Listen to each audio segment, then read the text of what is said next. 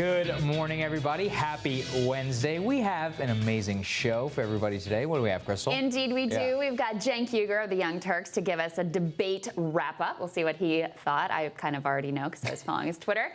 We've got senior advisor for the Bernie Sanders campaign, Chuck Rocha, is going to be in the show. We also have a representative from the Trump campaign, Tim Murtaugh, is going to be here to give the Republican view of the debate last night.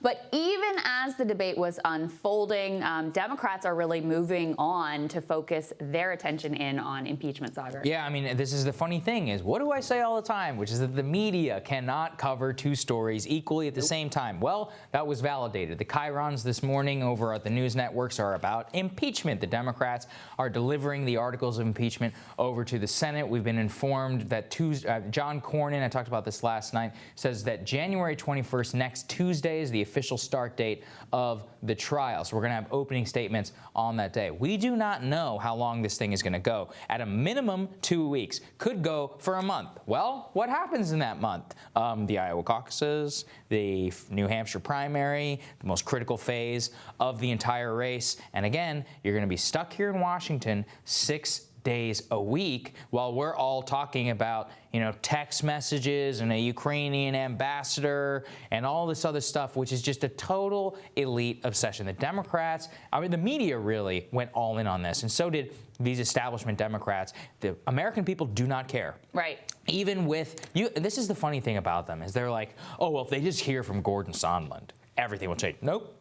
Nothing changed. Just see the text messages. Yeah, just see. If the America could read the Mueller report itself, they'll just see. Then the Mueller report comes out. No. So now we have to have Robert Mueller in here. Oh, that's a bit of a dud. It's like over and over and over again. They're like, well, let's just put out this one more piece of information. And you have the media just like breathlessly trying to fire breathe this stuff into the American people. And it does not work. Yeah. Well, look.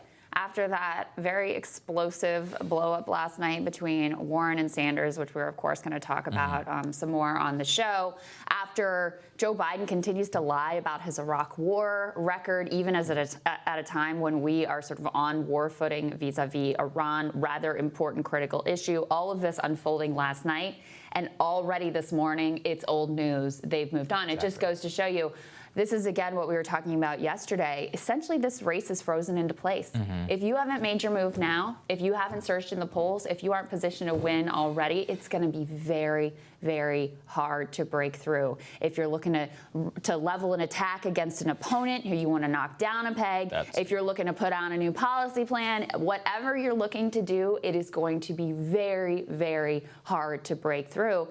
It's already, I think, really hurt the campaign of Andrew Yang, who essentially wasn't on the debate stage last night because of the fixation on impeachment.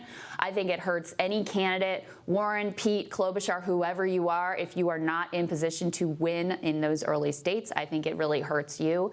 And I think it really is a disservice to the American people who would love to spend these final days talking about issues that actually matter to them. Yeah. And instead, we talked to J.D. Schulten yesterday. He's running for Congress in a rural part of Iowa. He said he's done 33 town halls, and impeachment has only come up twice. And you know what he said is the most important thing? Antitrust. Was there a single question on antitrust last night? And healthcare. And it's the same thing.